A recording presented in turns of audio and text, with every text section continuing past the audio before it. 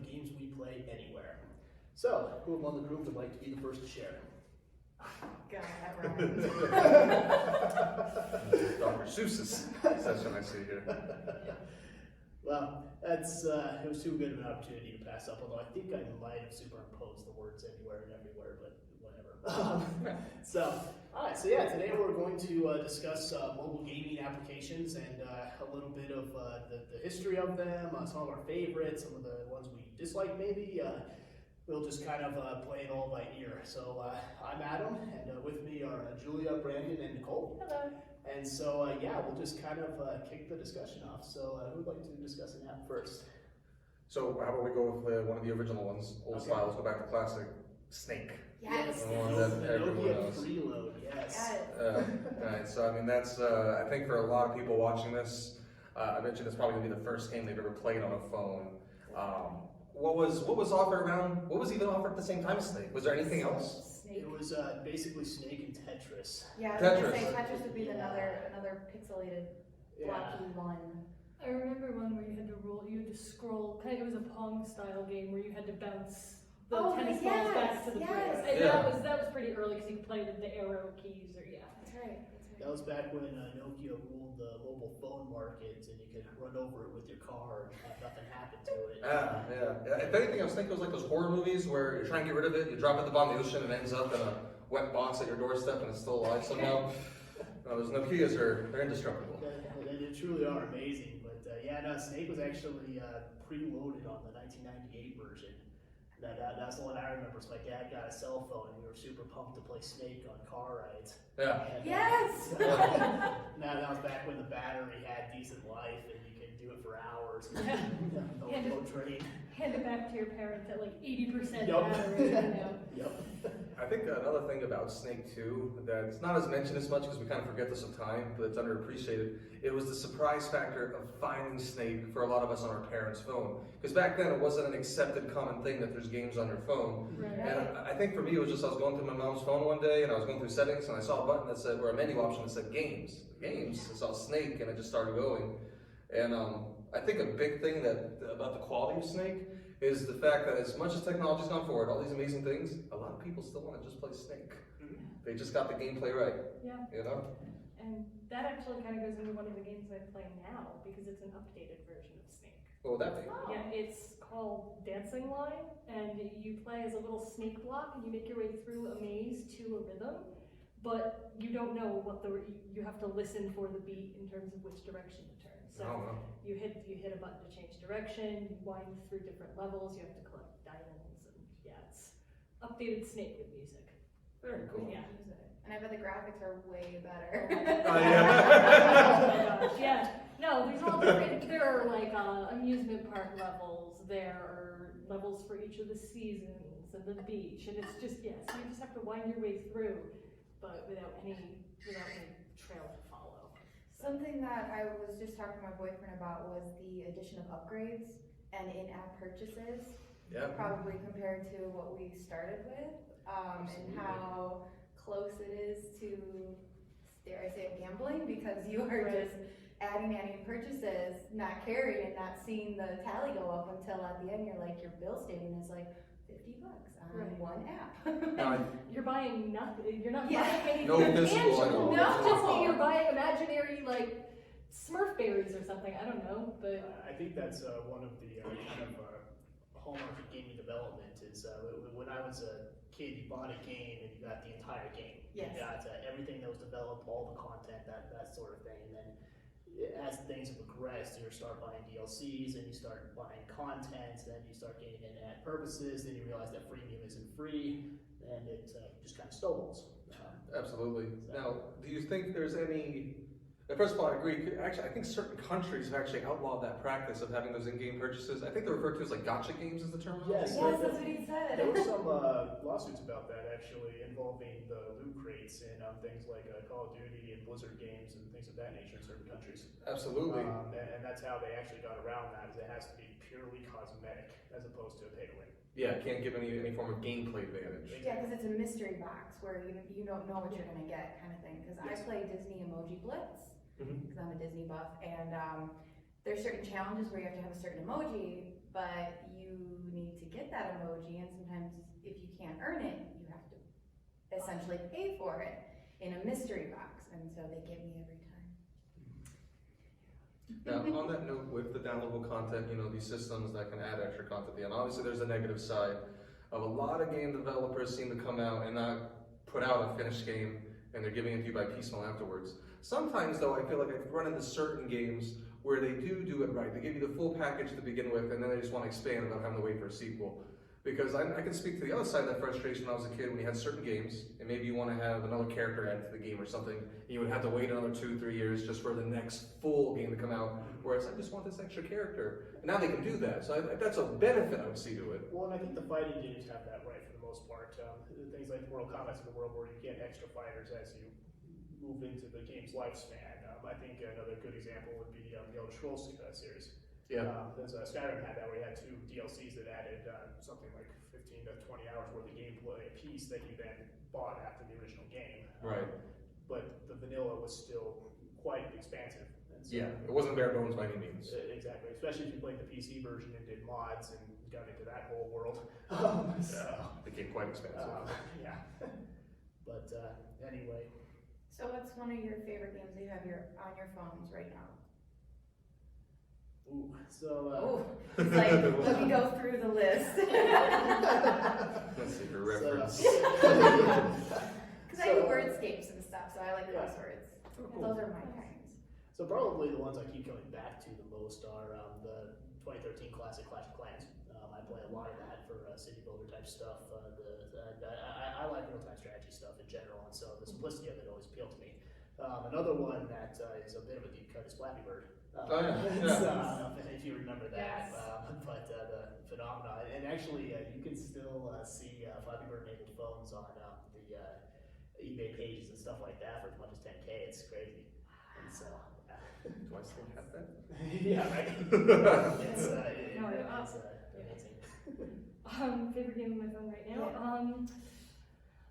Well, Dancing Line is the one that I play to relax because it's musical. But I have taken a liking to a game called Sneaky Sasquatch, where you play as a Sasquatch and you run around a town causing mayhem and stealing food from people on picnics and campers, and you can steal golf carts, and you complete different, there are different objectives that you can complete as a Sasquatch in the town, but you are also the entire time trying not to get caught. You're trying to blend in with humans. They can't find out you're a Sasquatch. So, yeah,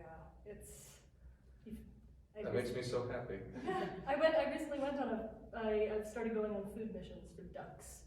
They tell me what they want and I bring it to them. Yeah, Nice. I'm like, I want a can of soda, but toasted. That is awesome. Yeah. And that one's an Apple Arcade piece, right? It is. Yeah. So yeah, that's Apple Arcade. I do pay a little bit extra a month to access that, but it's so much fun. Very cool. For me, it's funny, usually I'm a big fan of endless runners, and those are games where characters just running across the screen and you try and survive for as long as possible before you fall into a ditch, get hit by something. Like Temple Run. Something like that, right? Yes, that would be But as of recently, I've fallen into the hype and I've become a huge fan of Among Us. okay. Red is very sus, and I don't trust anybody electrical. The whole concept of that is you're a whole bunch of these little bean people, like they're these space cadets or whatever on a spaceship, and you and these other players you're playing with are going around this ship completing tasks, fixing the wiring, shooting asteroids, things like that. But one of you, or 2 or 3, depending on your settings, is an imposter, and the imposter's role is to take out the rest of the characters. And when a body is found, you can report it, and then a meeting happens, and everyone has to vote on who they think the suspect is, and this is where you can actually dialogue and talk with each other. And it's just so funny because the most insignificant of movements, like, wait a minute, he was running that way, but then he darted back real quick. You overanalyze everything, and it's just a whole bunch of people calling each other sus, which is sort of suspicious. And it's just a very fun game to act on your paranoia. It's a good time. It's for anybody who's ever played Mafia, it's the same kind of concept, only in the mobile game realm. So cool. Yes, and you can play for free. Very sus. That is indeed quite sus. How about you? Well, like I said before, Disney Emoji Blitz is probably the one I play most often, or like Word Crossy or Wordscapes, just because little things like on the plane I like to do. But Temple Run was one of my favorites when I first had my phone. I completely forgot about Temple Run. That's That's one of the cool things about each successive generation of phone is that a whole new generation of games come out, but sometimes they forget a little bit about classics. Like another one for me was the Space Invaders back then. Back when that was a phone thing. I remember there was like a Nokia phone that came out that they tried to make it like a handheld device to compete with Game Boy, and that was on The N-Gage. Yes, the N-Gage, yes. And Or some people call it the taco.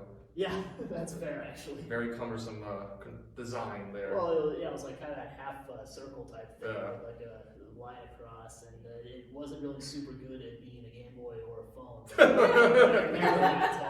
But I remember that game being on there. So, Yeah. And another thing I think that's interesting, we talk about, how phones have advanced now for new games and everything. It's even, for me, it's amazing to see games I didn't associate the phone with when I was younger that I can now play on my phone. So being an old school gamer, I was a huge fan of games like Final Fantasy VII. I now have that entire game on my phone. Yeah. Like, that's insane to me that this, massive game, and it's considered small actually compared to most other games out there. Absolutely. But there's this 80-hour adventure I can play on the go now. Wow. That's the scary thing about how far sports stuff has come. Yeah. It's no longer just ESPN sending you updates about your favorite team. You can now play Madden on your phone. You can do simulations, and that's incredible. Yeah. So, And that's only one advancement too. oh yeah. Because you have your graphics, but then what if you look into the realm of things like Pokemon Go with augmented reality? Right. Like, That was actually one I'd like to talk about a little bit, because that's something that really affected us with the Pokemon gyms popping up, and there's a Pokemon Go club now, and like it's I think that whole area of mobile gaming is quite interesting in and of itself. yeah, because it's so often like games, video games, before they went online, they weren't as social as a hobby. Like you could do Mario Kart together and things like that, like you had your couch go up, but it didn't like make these type of communities where you would see with like Pokemon Go, where you have people now on Discord, Twitter, Facebook pages, like just like the Pokemon clubs. They're gathering together in their meme communities, and people are developing these real bonds based on this game, and they're seeing real places. In Colorado, when the game first came out, shortly after, I discovered towns in Colorado like Longmont. I'd never been to Longmont before. I went there to catch a Pokemon, and I fell in love with the town. It was a gorgeous little downtown area, very nice, and I only discovered it because of Pokemon. Like I made a real world discovery because of a video game. Well, and it's also spawned some offshoots. Things like Wizards Unite. Yep. So, Andy, do you have any fears of games going that direction with augmented reality? Do you think there's ever a thing as too far of technology? Well, it did get a little dicey, because back when I was living in Wisconsin, across the street they had all these kids, walking around, and we were always worried that they were going to get hit by a car because they're just on their phones so engrossed that they didn't see the world around, the surroundings. So that kind of worries me a little bit. I was glad to see all the kids out and about, but you could just see them like this, and then that was it. And you're like, they're gonna get hit a pole or a car or something. Right.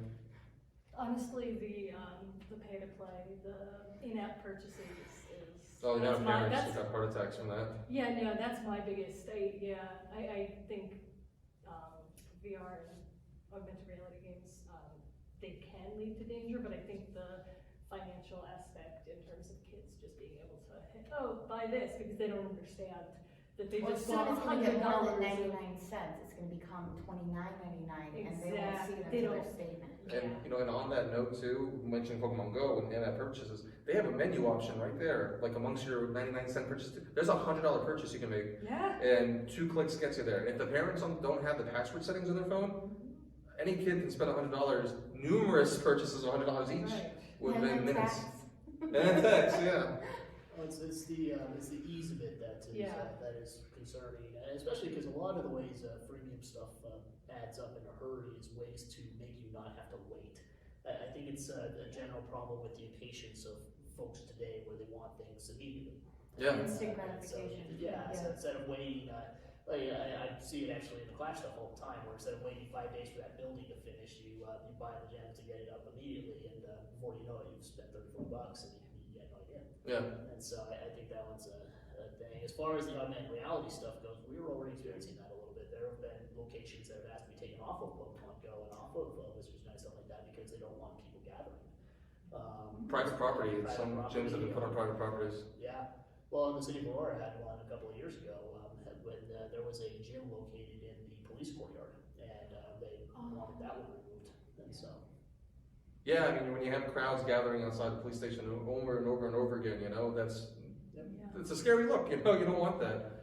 Yeah. And I know that people were concerned about the gyms becoming hotspots for people because it's just large groups of children. oh yeah, And it's like people were talking about like, okay, well, now we have an app that points out, okay, there's a gym here, here, here, and here, and it kind of might attract the wrong type of attention, Yeah. right? Yep. If someone's using the app not for its intended purposes. So. yeah, no, absolutely. Now another thing I've seen dicey, I mean, this has happened for as long as games existed. People have done this with old accounts. I remember RuneScape accounts people did this with. But then I've seen people selling their Pokemon Go accounts with the personal information of their rare Pokemon they have. Like they're selling, they themselves, their whole account, the information for someone else to have. And that just rubs me the wrong way too. I don't think that's a great practice. No, If yeah. anyone could buy that account and now has access and they're pretending to be a 12-year-old girl when they're in it, yeah. Yeah, exactly. Well, and I think you don't really know what you're giving permission access to. If you're selling your account, do they not realize that their Right. personal, their credit card information is on there? Or just they think it's only a certain amount of access they can get into? Yeah, I think that's the whole, I mean, that there's always a cost that comes with convenience. As we get more features, more things we can do, there's a little bit of sacrifice that comes with it. And I mean, that's what, same thing with our phones. We all love the convenience of, we were talking games here, but we go into apps. No longer, or at least for most people, I'd say born, I don't know, probably 80s onwards, maybe a little bit before that even. But no longer do you have people pulling up MapQuest and like, all right, print out the MapQuest directions before we go, you know. And even that's kind of you say that to somebody old enough, they're gonna be like, MapQuest, you know, they're just talking about a map. No, I remember MapQuest. Yeah. We were going to shows. We use MapQuest all the time. Yeah, no, it was you printed out the location of the concert, and it was you crossed off the steps in the car as you went. Like, You also printed the map so you could see Yes. the routes you And were taking. Now you have Apple Maps, Google Maps, and all these things that are amazing. Like I couldn't live without it. It's excellent to be able to get, I'm able to go travel and see so many more places because of it. But what sacrifice am I making? My phone always knows where I am now. Because I'm too lazy to turn on just use when the map settings are on. Because then you'll be, parked somewhere and you want to turn it on and like, oh, we can't detect your location. I get tired of that inconvenience, so I was like, okay, just track me all the time. I don't care if you know where I am. But when you think about it, I was like, I don't know if I like them having that information. Yeah. No, Southport made a joke about that a couple of years back, saying when the cops want to find someone, they call Apple. Yeah. Well, and honestly, it's amazing how many things have been combined by cell phones. I remember back in school, I used to have a CD player in my pocket. I used to have I used to have my phone for calls. I used to have a Game Boy in my other pocket. And then, like, if you wanted to record something, you'd have like the bulky camcorder or something. All of that's now just one place. Yeah. And there are several more, but that's something interesting in and of itself. Yeah. Even just the music application side of it. How many of us play music through our phones now? How many of us run absolutely everything? Our planners for work, our entertainment, everything. Now, phones are no longer phones with screens. It's more like a computer in your pocket that has calling capabilities. Yeah. And it's mind-blowing because I remember when it was, the flip the thing open and you had the buttons, you had to press each button. T9. Yeah. So. You didn't even have to see the screen. You'd be sitting there with your hand. Oh yeah. Sitting in class, just texting, just completely. Yep. I was happy when I finally got that phone that would slide up and had the full keyboard. Yeah. And pulled my fingers darted across those things. That was luxury at that point. Yes, it was. I think that those things set back a lot of late 90s kids on how to type because you just learned how to do it with your thumb so quick, so then you actually got to the keyboard and it was weird. Yeah. I wonder too, I'd be curious, I'd love to talk to professors about this with how much autocorrect has affected students' grammar and spelling everywhere. Because like it's one thing when you had Microsoft Word back in the day where you typed the word wrong and gave you the red squiggly line, but you still had to right click and fix it. Right. Now, it's instantaneous, it takes care of it, but you don't even know you made a mistake yet. Or it tries to tell me what I think I want to say, and I'm like, nope, that's what I want to say. That's how I spell it. Thank you. There's no Clippy anymore popping up saying, are you sure you want that? Miss you, Clippy. Rest in peace, Clippy. I think there was a dog for a little bit too, wasn't there? Yeah. think it was, you yeah. could, yeah, you There could, were you a could couple. customize. Oh my gosh, I remember that. You know, another one little innovation we passed by, and it's not as big of a deal as AR or VR or anything, but I'm just thinking, looking at this stuff on me. Another cool innovation that came with games, another dimension that you can play with is touch, having a touch screen. Yeah. You know, all these phones now being, I know Nintendo DS did it as well, but phones are really kind of where it started with. And for games like Fruit Ninja, anything like that, you're chopping up everything. It's it's a whole new way to play a game, which is pretty neat. Right. I like seeing innovation. That's actually what made first-person shooters possible to transfer onto a mobile device, was the ability to click onto a part of the screen in order to aim the weapon and do that sort of game. Because now there's a whole market of that. The Fortnite stuff especially is just blown up. Yeah. So. And the other thing with these games too is now it's interesting things. We're going into games here, talking about our mobile phone games. It's interesting how much this has affected the standard console and PC game industry, because so many game developers now, they want to be a part of this instead, because the games are usually cheaper to make, and they bring in a lot higher income for them, either because of those in-app purchases, and also they have a much larger install base. Think how many people own a PlayStation 4 compared to how many people who own a smartphone. Yeah, oh, absolutely. I was just doing a quick Wikipedia on some of the ones that I've mentioned already, and Supercell has brought in $6.4 billion in Flash in the last 7 years. Oh. So, just to put that in perspective, that's just one game that's now fairly old, actually, by mobile game standards. Yeah. And so, for some of the newer ones that have even more microtransaction appeal, broader player base, etc., that's some serious cash flow. Yeah, absolutely. One thing I'm curious, we went over our favorite games on there. If I could ask, and I'll go first so you can all have a little bit more time to think because I'm springing this on you. What would you say is your favorite phone app, period? Not just a game, but a phone app in general. For me, I would actually have to go All Trails. Really love using that, living out here in Colorado. It's a great website that shows pictures and reviews of hikes wherever you live. You can put in your location, it matches up, shows the area. It shows reviews, you can filter by dog friendly, elevation, there's a creek running by, etc. And my favorite thing is you can go by date. So I can make sure that if somebody's telling me there were not muddy conditions, that it was a recent review. And it's just made hiking so much easier instead of just going word of mouth, because there's really not many websites that are great and dedicated to it. And by the time you get to a book that's been published on hikes, it tends to become outdated and the trail's condition has changed. So an app like that's been huge for me. I would have to say,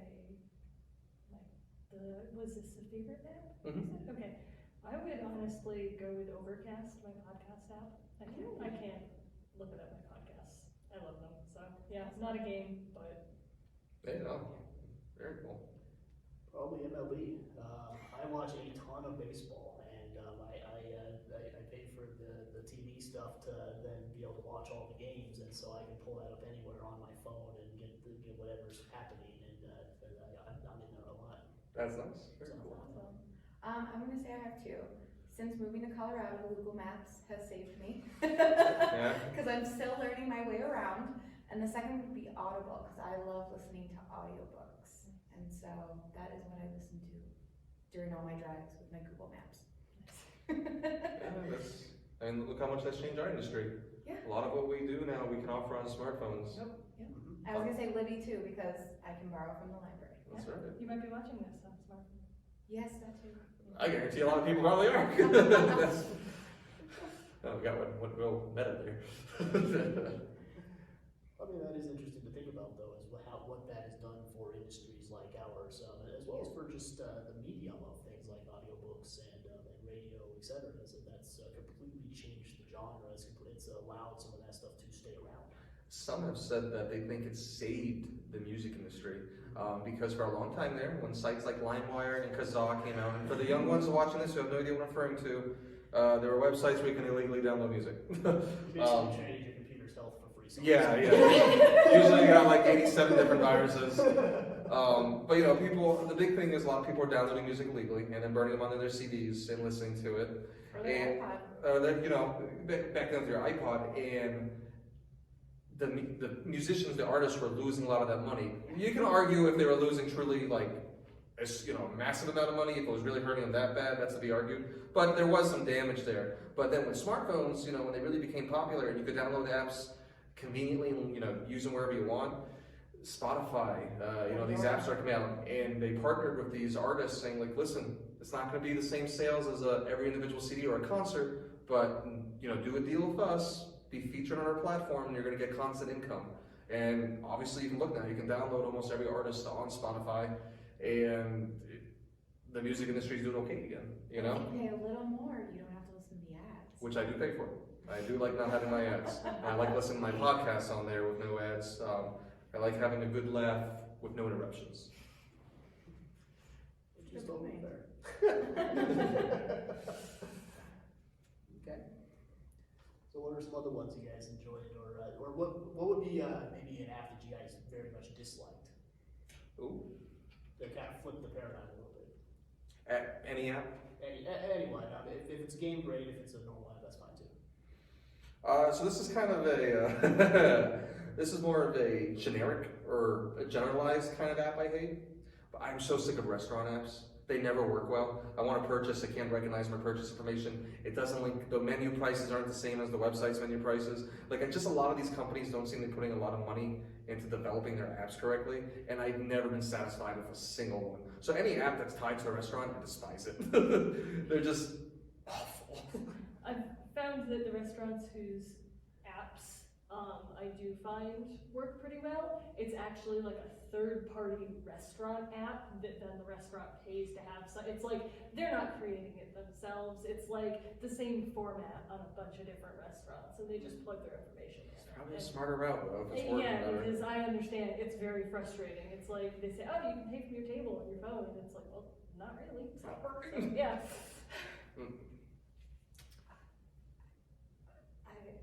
I love all my apps. You delete them if you don't like them. What if you deleted them? Some photo collage ones when I try to do something like cute with my puppy pictures or something, sometimes they always don't come out right. Or they have too many sponsored ads inside them that I'm like, you know what I've been seeing clearly. Like Facebook, when I talked about Chris Kingdom Market, all of a sudden an ad came up and I was like, how would you know I was talking about that? Yeah, that's never comfortable. Something like that. That's something that's in generally becoming uncomfortable with social media apps in particular is any sort of mention, and immediately the algorithm plugs that in and you see an ad for it. It's not super desirable. No. For me, one of the ones that I dislike is the TV on your phone type apps, because the support's just not quite there for it yet. And one of the particular ones of problem is the sports one for local sports network stuff. That's just clearly not quite caught up to the tech yet. Yeah. And so, which, there's a lot more money for an RSN on the TV side of things, but at the same time, a little bit to be desired. Yeah. So that's that's the thing too. It's not that we're necessarily against the principle of any of these apps. Right. Exactly. It's just I don't like an app that's not working well. Right. Well, you pick it to do a very specific thing. If it doesn't do the specific thing you're asking for, What's it good for? to you it's useless. Exactly. So yeah. Yeah, the other one I would say I very much dislike are the built-in ones that you can't get rid of these days that you never use. Yeah, let me clear my space. Yeah, right. Which I will say, Apple has eased up on that somewhat. You're able to get rid of some of the I noticed that services. the recent updates. Yeah, it's like you can get rid of stocks and you can get rid of just the basics that you might not use, but the ones that are in there for good are there are some that you just can't delete, and I don't like that. I have a Google Pixel and I don't feel like I have too many added ones. They're all probably the ones I actually use, like calculator, Yeah. calendar, those are the preloaded ones that I'm okay with, but when I had an Apple, the stocks, and when you go in your storage and it said, well, I have all these, and I'm like, yeah, I don't use them, I'd like to get rid of them, and they're like, no, thank you. I remember it first became a thing for me when the iPods moved past the classic bricks and became more like miniaturized versions of Apple cell phones. And you buy this iPod and it's say 32 gigabytes of space. And I'm sitting there thinking to myself, oh, that's all music. And then you look on it and there's already 5 or 6 taken up by whatever one. Yeah. Just where they exist. Yeah, exactly. And you're sitting there thinking, well, I'm not actually getting 32 gigs. No, that's not really good. Or how much you paid for, because it was still an exorbitant amount of money to get much more than that. And so, yeah. Yeah, no, for sure. There was one more I wanted to say that I dislike, and again, it's a kind of a general thing of apps that I dislike. There's been a big, and I've seen this a lot working in libraries, with people who've been tricked by these, big like search, blow up of apps that allow you to make fake phone calls or modify your voice and things like that. And like the way they get around it is they say it's for pranks, but people have used this for catfishing and very malicious purposes, pretending to be a different person. And the apps now just like, people were trying to do this before, but now they've made it so much easier for other people. And like, if you look up on the App Store, you'll find like 10 apps at a time that can like do these kind of services. And like, I don't know if I like that, It's not good. being so easily accessible for people. Especially when, once again, as we previously discussed, phones are in young children's hands much more often right now. And that kind of thing just, Yeah. I think that's where you kind of make a tactical call. As many scientists have said is, okay, for the sake of science, we want to make this, but is it really good for humanity? So like with those kind of things, like that's something that's going to come with the progression of technology. Yeah. I think that's probably the last one I'd sum up with like dislike. A lot more I like than dislike though. That's good. I think in general. So yeah, we're getting pretty close to the end of our time. Are there any closing comments you guys just wanted to say about mobile games in general?